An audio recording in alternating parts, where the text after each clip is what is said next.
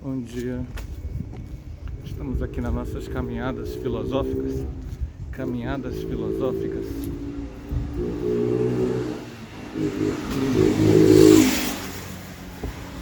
Sempre com um tema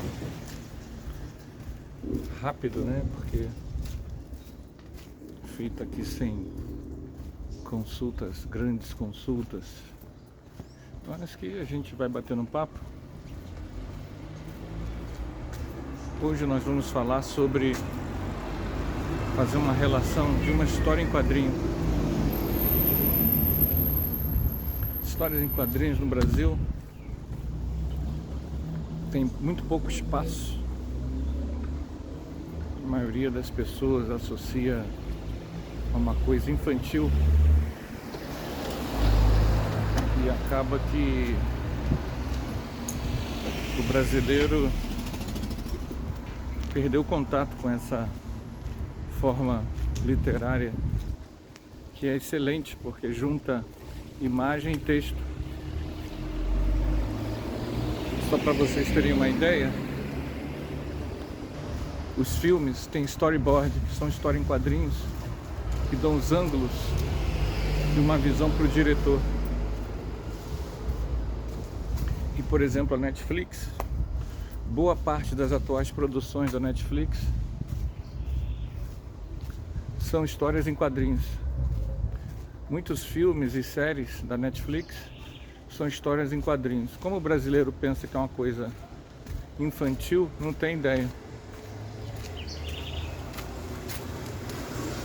Em parte, isso tem a ver com a influência do Maurício de Souza, né? Que é um quadrinho infantil. Em parte, tem outras questões. O fato é que França, Estados Unidos, Inglaterra e Argentina tem um forte mercado de quadrinhos, história em quadrinhos, né? Digamos assim, normais ou adultos. Enquanto no Brasil isso é muito nichado, é muito... O Brasil até tem hoje um mercado, mas é um mercado... Os quadrinhos, como vendem pouco, são caros, que acaba também afastando boa parte da população dessa leitura. Praticamente quase todo mundo com quem eu lido e com isso não lê. E hoje nós vamos comentar, fazer uma relação de uma história em quadrinho que é do grupo Maurício de Souza. As edições de Maurício de Souza já há muito tempo tem uma edição, tem os gráficos MSP, que em tese são grandes desenhistas brasileiros de história em quadrinhos, que pegam os personagens de Maurício de Souza e dão o seu estilo, histórias muito interessantes.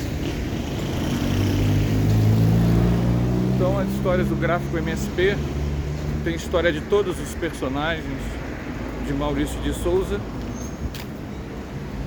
E hoje nós vamos falar de uma dessas histórias, uma revista. Chama-se, é uma história do Horácio.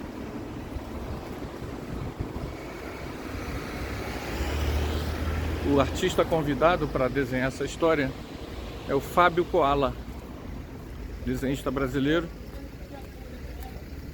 Então nos deparamos com Horácio, que é um dinossauro, né? Bem conhecido. Essa revista é um tamanho grande, é uma revista artística, muito bem produzida. É uma história muito interessante em que nós vemos o Horácio nascendo, o dinossauro, e não acha a mãe. O título da história é esse, Mãe. Ele não acha a mãe. Então a gente descobre que ele é um tiranossauro, olha só. Ele é um tiranossauro e ele vive em busca da mãe. Então passa por uma série de aventuras encontra um mamífero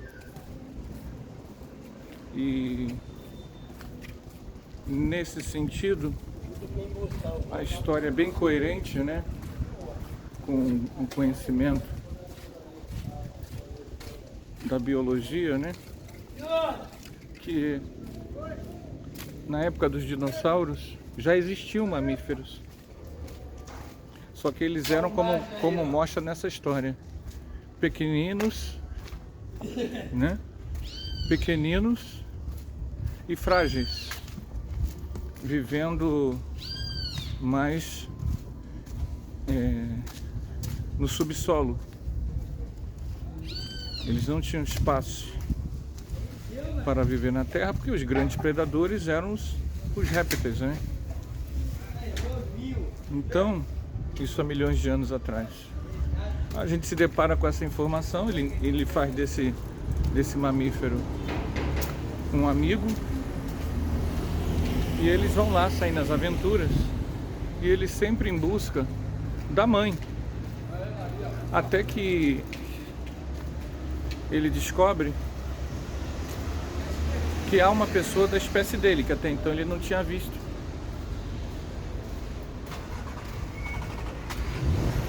E ele vai num vale, acreditando que estivesse, né, encontrado a mãe. Então era um vale isolado, que esse tiranossauro vivia. E quando ele desce no vale, que está esse vale, esse tiranossauro, ele não é a mãe dele, e ele ainda prega o individualismo. Ele vai falar para o Horácio que eles, cada um por si. O Horácio, como não teve essa influência, né, da espécie dele, o Horácio não entendia isso. E o Horácio prega a questão da solidariedade, que a gente precisava ser solidário. E ele prega isso, cada um por si, né? O individualismo. E o tiranossauro diz que não, que deve ser cada um por si. E o Horácio fica na busca pela mãe. E paralelo à história do Horácio, nós vemos a história da mãe. Todas as dificuldades que a mãe teve para proteger o ovo. Esse ovo virá a ser o Horácio. No início da história, nós vemos uma arqueóloga descobrindo as ossadas de um tiranossauro, agora nos tempos atuais. E uma criança chega no sítio arqueológico, uma criança fica curiosa e ela explica que é os ossos de um tiranossauro, são fósseis, milhões de anos. E ela pergunta: sua mãe, você está aqui? Cadê seus pais, sua mãe? Fala: não tenho mãe. O menino fala para a arqueóloga: não tenho mãe. Agora voltamos para as cenas da mãe do Horácio e a gente descobre... Gente, essa história tem spoiler, tá? A história é maior do que isso. Eu só estou me atendo a um resumão para chegar onde eu quero chegar.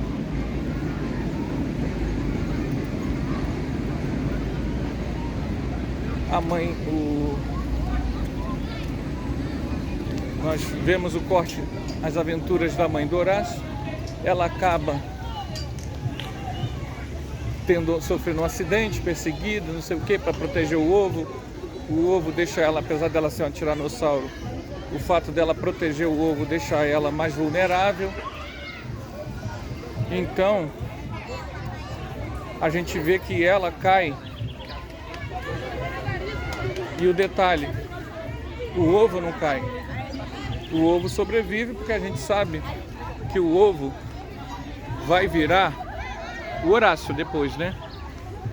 Só que o detalhe, ela cai no fundo do mar, digamos assim, e fica na mesma posição daquelas ossadas que são achadas pela arqueóloga.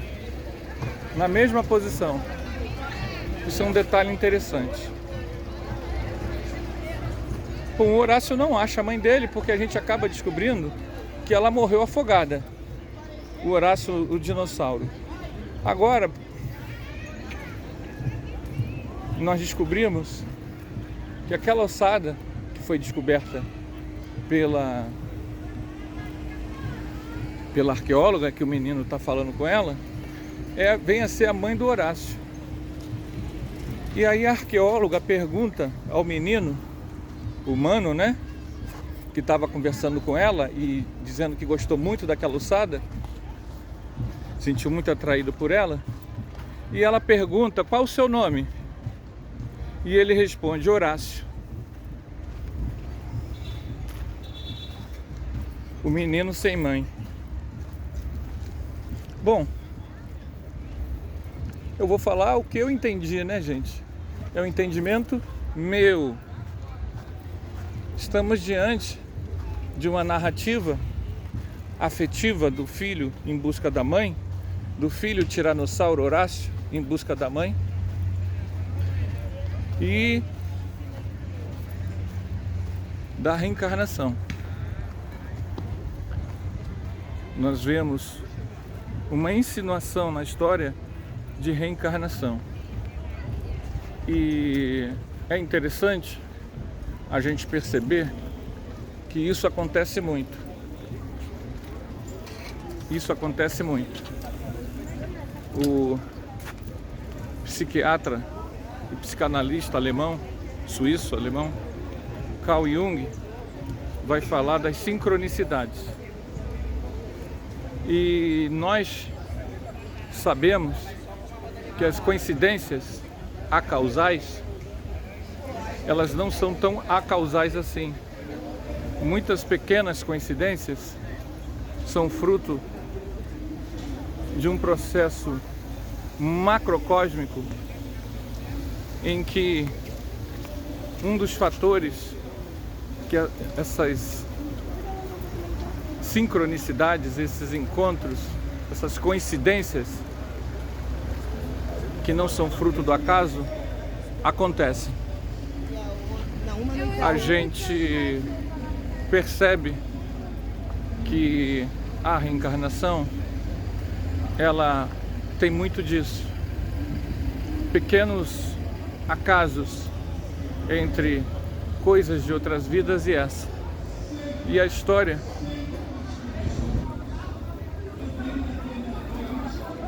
me parece, fala disso. Vejam bem, é sempre bom a gente lembrar. Sempre bom a gente lembrar. Essa é uma livre interpretação minha.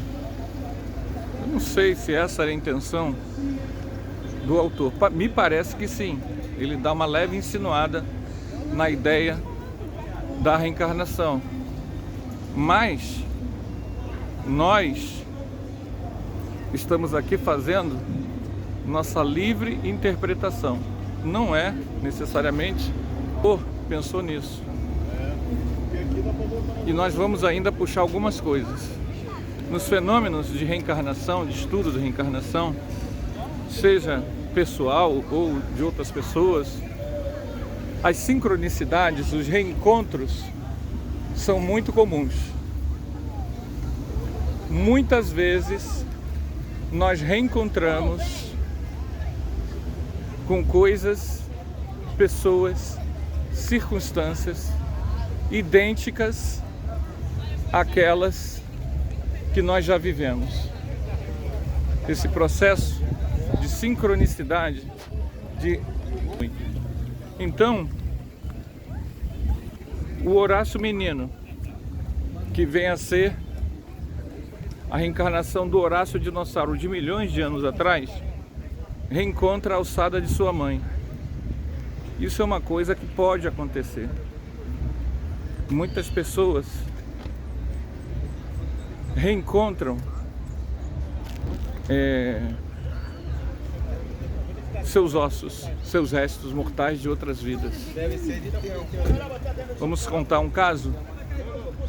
Ele morava numa cidade de Minas e foi ao enterro numa outra cidade, distante da cidade dele. Eu não lembro o nome das cidades, mas o fato é verídico. Aconteceu.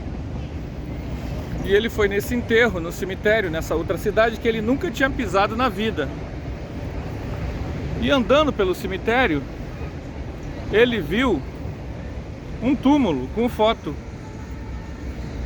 Quando ele olhou para o túmulo e para a foto e o nome e tudo mais, ele tem uma crise, entra em transe e desmaia. Vocês vão começar a correr lá do... Depois foi explicado para ele o que foi que aconteceu com ele. Ele tinha visto o túmulo dele. Ele tinha visto o túmulo dele. Ele tinha tido aquela vida, morrido nos anos 60, 50, 60. Ele nasceu, se tornou adulto em outra cidade. Vejam bem, a pessoa ali enterrada, que vem a ser a vida anterior dele, nada tinha que ver com a vida dele atual. Não tinha nenhum grau de parentesco, não era uma pessoa conhecida, tampouco era uma pessoa famosa, né, gente? Era apenas um habitante daquela cidade lá, comum. E as famílias não tinham nenhum laço de parentesco entre si, o que só prova a veracidade do fato. Então, ele se deparou com o próprio túmulo da outra vida. Esse encontro pode parecer casual, mas não é. Existem estranhos mecanismos dentro do processo de sincronicidade que fazem com que eventualmente nós nos deparemos com o nosso passado. Isso nem sempre, na maioria das vezes, não é percebido. Na maioria das vezes, isso passa despercebido. Um outro caso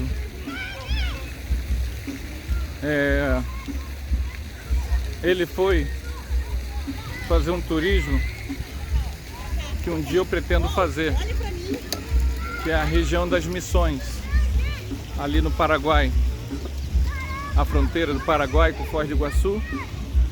Você vai ter as missões jesuíticas, e ainda há muitas igrejas jesuíticas do século XVI, XVII, monumentos históricos do Paraguai e do Brasil. Então você, sobretudo no Paraguai, você ainda tem restos, né, dessas igrejas. E ele foi fazer esse turismo, e lá, passeando, ele encontrou uma lâmina da bainha de uma arma extremamente oxidada, né? Aquelas armas do século XIX que tinha uma lâmina, né?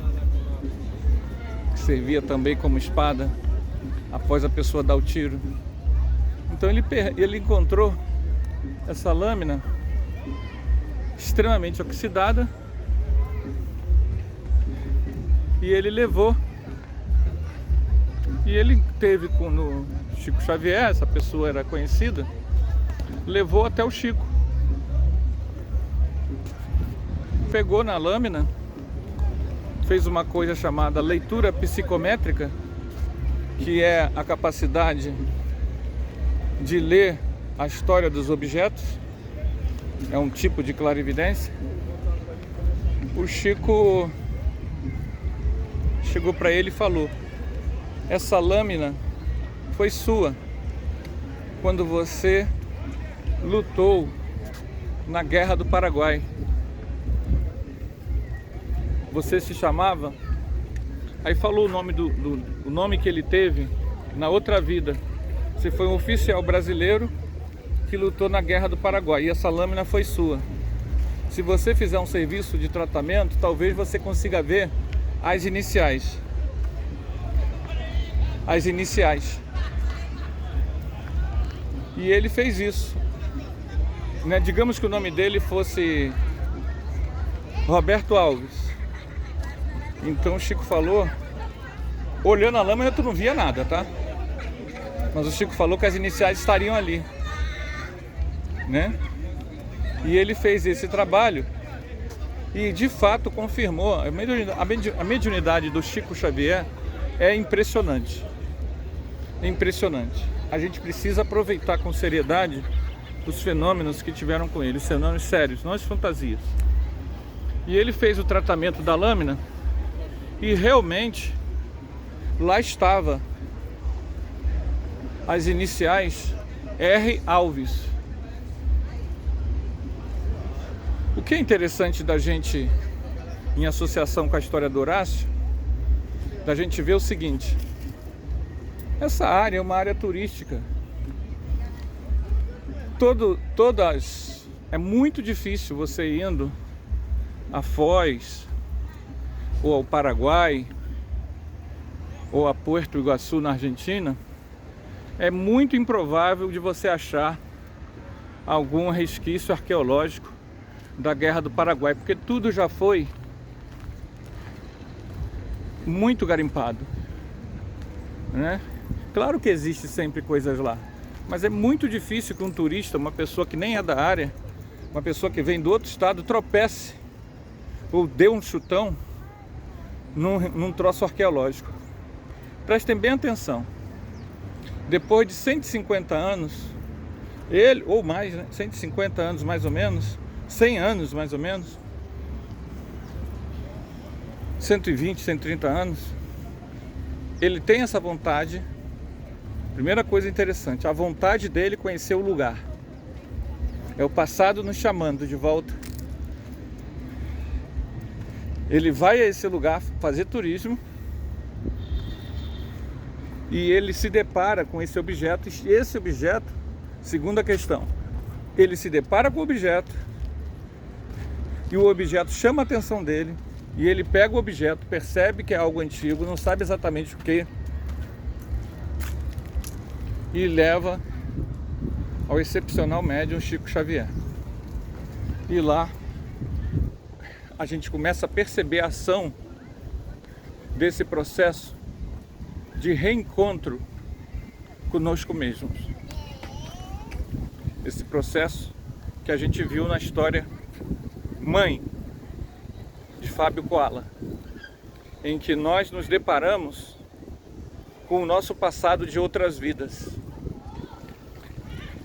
A maioria de nós não percebe isso, mesmo conhecendo a reencarnação. Porque a maioria de nós tem quase nada de lembranças ou de percepções do que acontece conosco, de nossas vidas passadas. Nossos processos mnemônicos de vidas passadas não são proibidos. Eles são uma limitação emocional nossa. É devido ao nosso processo emocional que nós não lembramos. E esse bloqueio mnemônico acontece de duas vias. O primeiro é a própria espiritualidade, quando constrói o nosso processo genético, não contempla isso, não dá essa garibada para a gente lembrar, porque para você lembrar espontaneamente, a maioria de nós não tem conquista evolutiva para isso, ou fez exercício para isso. Então a maioria das pessoas comuns só vai ter essa lembrança se tiver esse maceteamento perispiritual. Então a maioria das pessoas não vai ter esse maceteamento perispiritual. Já começa por aí. E o segundo coisa, que a maioria de nós é tão ainda suscetível a mágoa, medo, raiva, ressentimento, desejos incontroláveis, desequilíbrio emocional, carência. A maioria de nós é tão inundado, encharcado de emoções terra a terra, que isso é por si só um mecanismo que bloqueia uma maior sensibilidade espiritual e, portanto, bloqueia recuerdos de outros tempos. Recuerdos de outros tempos. É um mecanismo natural do encharcamento emocional devido às almas terra a terra que nós somos.